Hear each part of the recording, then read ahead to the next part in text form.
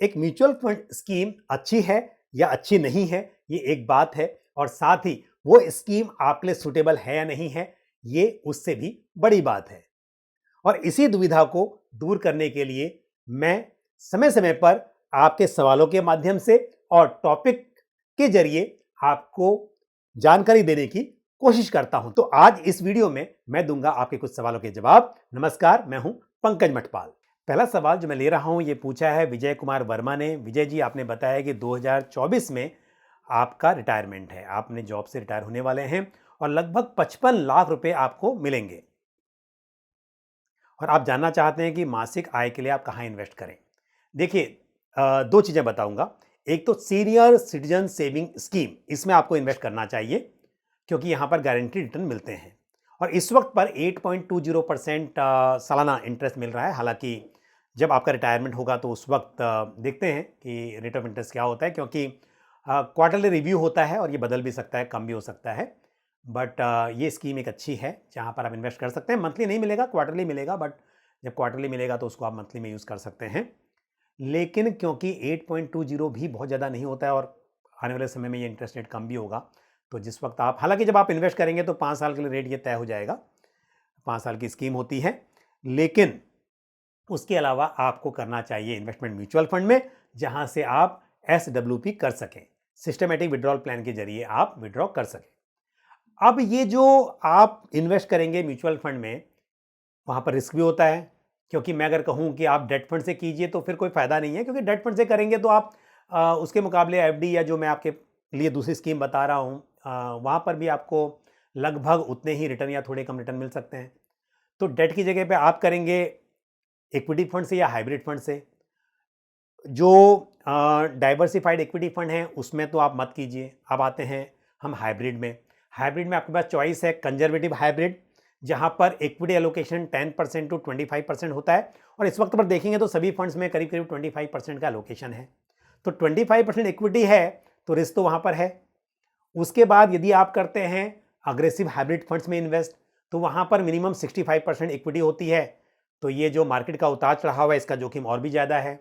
और यदि आप करते हैं इन्वेस्टमेंट बैलेंस एडवांटेज फंड में, तो बैलेंस एडवांटेज फंड में भी इक्विटी एलोकेशन रहता है, और इस वक्त पर देखेंगे तो करीब करीब 50% के आसपास इक्विटी एलोकेशन है मोस्ट ऑफ फंड्स में, और किसी किसी में तो 100% भी है। तो इसके लिए आप ये बात समझिए कि आप अभी पूरा पैसा इन्वेस्ट करें और वहां से आप पैसा विड्रॉ करें, ऐसा नहीं करना है। तो हमें क्या करना है, एक तो आपको पैसा इन्वेस्ट करना है सीनियर सिटीजन सेविंग्स स्कीम में। सीनियर सिटीजन सेविंग स्कीम की लिमिट है 30 लाख की, लेकिन आप 30 लाख ना सही 20 लाख तो इसमें इन्वेस्ट कर लें। दूसरी बात, कुछ पैसा रखें FD में, क्योंकि पैसे की लिक्विडिटी बहुत ज़रूरी है।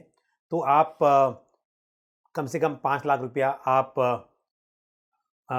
FD में इन्वेस्ट कर सकते हैं। और आप हो सके तो एक ही FD मत बनाइए, अलग अलग FD कीजिए, ताकि आपको मतलब पूरी FD ब्रेक ना करनी पड़े। ज़रूरत पड़ने पर आप 1-1 लाख की 5 की होंगी तो आप उस हिसाब से उसे विड्रॉ कर सकते हैं। उसके बाद करीब 10 लाख रुपए आप FD और बॉन्ड्स में इन्वेस्ट कर सकते हैं।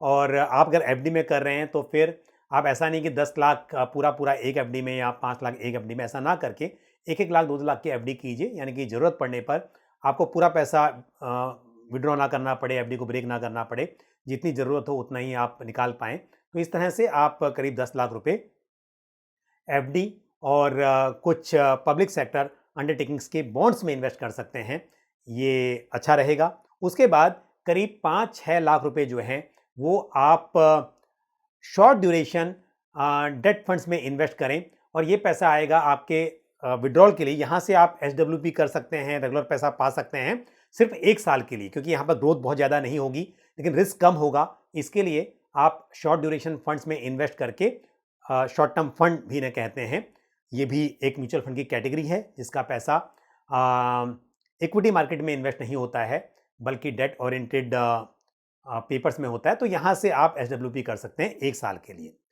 क्योंकि बाकी पैसा आप इन्वेस्ट कर रहे हैं हाइब्रिड फंड्स में, वहाँ पर रिस्क होगा।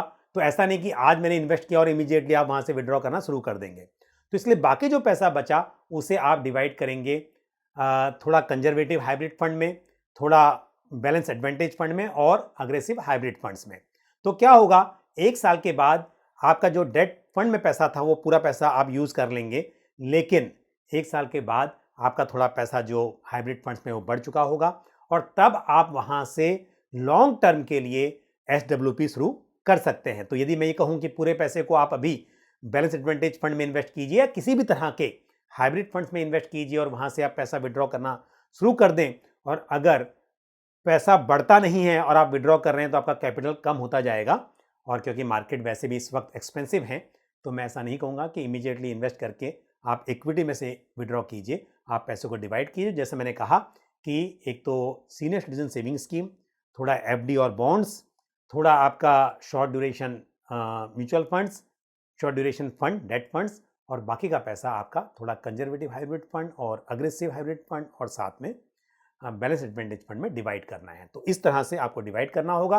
बैलेंस एडवांटेज फंड में HDFC balance advantage fund, ICICI Prudential balance advantage fund, ये कंसिडर किए जा सकते हैं।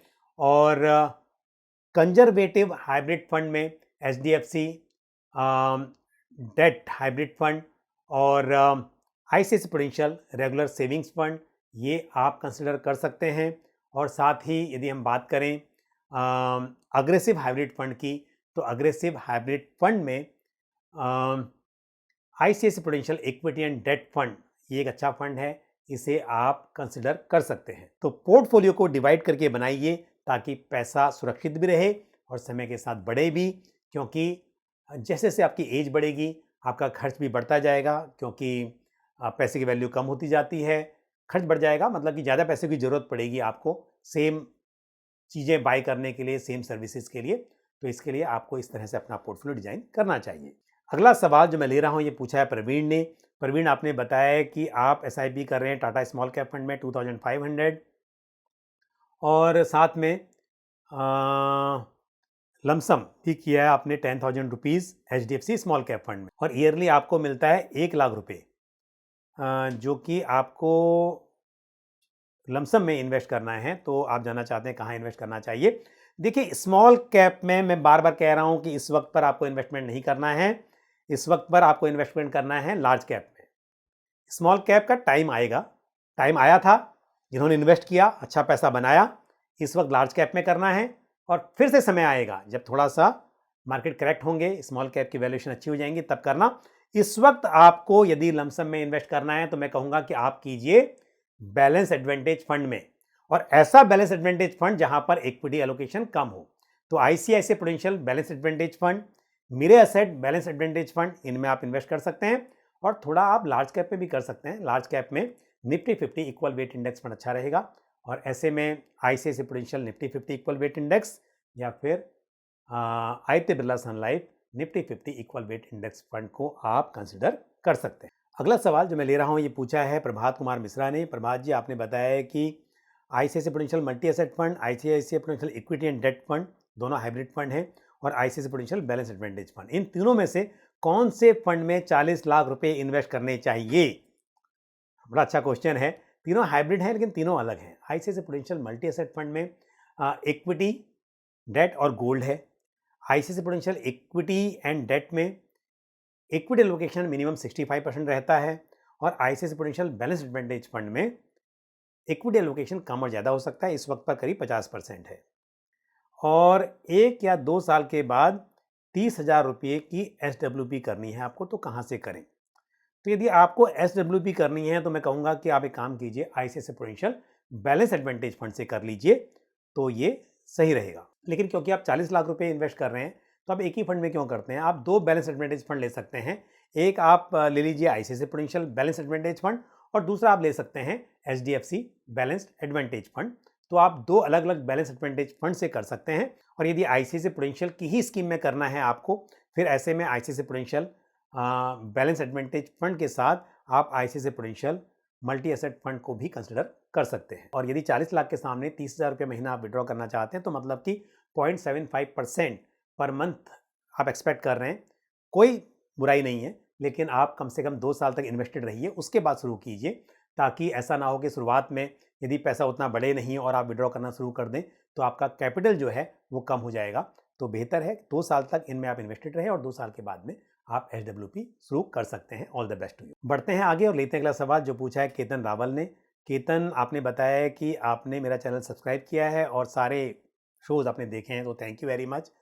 और आपने कहा है कि 4 lakh each 4 conservative hybrid fund में आपने इन्वेस्ट किए हुए हैं फॉर लास्ट 3 ईयर्स, और अग्रेसिव हाइब्रिड फंड में भी 4 में आपने इन्वेस्ट किया है, SBI, Kotak, ICICI and HDFC, ठीक है। इनमें 3 लाख रुपए आपने इन्वेस्ट किए हैं पिछले 3 साल से। आप ये कह रहे हैं कि क्या मैं आपको सजेस्ट करूं कि आपको बैलेंस एडवांटेज फंड में स्विच करना है सेम एएमसी में? कोई प्रॉब्लम नहीं है। तो देखिए, यदि आपके पास में मान लीजिए आईसीआईसीआई प्रूडेंशियल का कंजर्वेटिव हाइब्रिड फंड है या फिर इवन अग्रेसिव है, तो आप ICICI prudential balance advantage fund में स्विच कर सकते हैं, वो अच्छा फंड है बिल्कुल। और साथ ही एचडीएफसी बैलेंस एडवांटेज फंड भी अच्छा है। हालांकि दोनों फंड्स के जो इन्वेस्टमेंट अप्रोच है थोड़ी अलग है, लेकिन दोनों ही फंड्स अपने आप में अच्छे हैं, तो आप इन फंड्स में स्विच कर सकते हैं। लेकिन ध्यान रहे कि थोड़ा सा अगर स्विच कर रहे हैं तो आप स्टैगर्ड मैनर में करें, लेकिन आप बिल्कुल इन फंड्स में स्विच कर सकते हैं, ये फंड आपके लिए अच्छे रहेंगे। और अब लेते हैं आज आखिरी सवाल जो पूछा है राजेश मौर्य ने। राजेश जी, आपने कहा है कि आपकी बेटी है 18 ईयर्स की, उनके लिए आप एसआईपी शुरू करना चाहते हैं 30 साल के लिए, और मैंने पूछा है कि कौन सा फंड अच्छा रहेगा। 2000 रुपीज़ से आप शुरुआत करना चाहते हैं, और आपने कहा है कि लंबी अवधि है इसलिए मैं स्मॉल कैप में इन्वेस्ट करना चाहता हूँ। बेशक लंबी अवधि में स्मॉल कैप में पोटेंशियल होता है अच्छे रिटर्न डिलीवर करने का, पर क्या इस वक्त शुरुआत करनी चाहिए स्मॉल कैप से आपको? क्या ऐसा नहीं हो सकता कि इस वक्त आप लार्ज कैप से शुरुआत करें और उसके बाद जब स्मॉल कैप की वैल्यूएशन ठीक हो जाए तब आप स्मॉल कैप शुरू करें? तो क्योंकि शुरुआत आप अब कर रहे हैं, तो ऐसा नहीं कि इन्वेस्टमेंट नहीं करना है, इस वक्त आप लार्ज कैप से शुरुआत कीजिए, और लार्ज कैप में भी मेरे हिसाब से इंडेक्स फंड से शुरुआत कीजिए। तो ICICI Prudential Nifty 50 equal weight index fund, या फिर Aditya Birla Sun Life Nifty 50 equal weight index fund, या कोई दूसरा डीएसपी या यूटीआई के पास भी या एसबीआई के पास भी Nifty 50 equal weight index fund है। इनमें से कोई भी आप Nifty 50 equal weight index fund लीजिए, वहाँ पर एसआईपी शुरू कीजिए 2000 रुपीज़ की, और फिर 1-2 साल के बाद में जब वैल्यूएशन ठीक हो जाएंगी स्मॉल कैप की, तब आप स्मॉल कैप में स्विच कर लेना। जो पैसा होगा उसको भी कर लेना, एसआईपी बंद करके उसको कर लीजिए, तब क्या बुराई है। लेकिन इस वक्त पर एसआईपी स्मॉल कैप में शुरू करने की मैं राय नहीं दूंगा, और लमसम भी किसी को इन्वेस्ट करना हो तो मेरे हिसाब से नहीं करना चाहिए।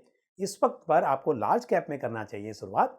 ये तो क्या है, अपने एसआईपी की आपने अगर 5 साल की भी की और आप 2 साल के बाद में रोकना चाहेंगे तो कोई आपको स्टॉप नहीं करेगा, या आप 2 साल की एसआईपी कीजिए और बाद में आप स्मॉल कैप में कीजिए। तो पोर्टफोलियो रीबैलेंसिंग, समय समय पर सही स्कीम का चुनाव करना, ये बहुत ही इंपॉर्टेंट होता है। तो जब स्मॉल कैप की वैल्यूएशन इतने एक्सपेंसिव हो गए हैं कि इवन रेगुलेटर कह रहे हैं कि अब आप स्मॉल कैप में थोड़ा सा कंट्रोल कीजिए इन्वेस्टमेंट को, फंड हाउसेस को कह रहे हैं, तो आपको ख्याल रखना चाहिए। तो जो मैंने कहा इस पर आप ज़रूर गौर कीजिए, और मेरे हिसाब से लॉन्ग टर्म में आपके लिए अच्छा रहेगा। All the best to you. तो आज इस वीडियो में मैंने आपके कुछ प्रश्नों के उत्तर दिए, और मुझे उम्मीद है जानकारी आपको पसंद आई होगी। आपके जो भी सवाल और सुझाव हो आप इसी तरह से कमेंट बॉक्स में पोस्ट करते रहें। इसी के साथ मुझे दीजिए इजाज़त। अगले वीडियो में फिर किसी टॉपिक या फिर आपके सवालों के उत्तर के साथ आपसे मुलाकात होगी। Thank you. जय हिंद। म्यूचुअल फंड निवेश बाजार जोखिमों के अधीन है। योजना से संबंधित सभी दस्तावेजों को ध्यान से पढ़ें।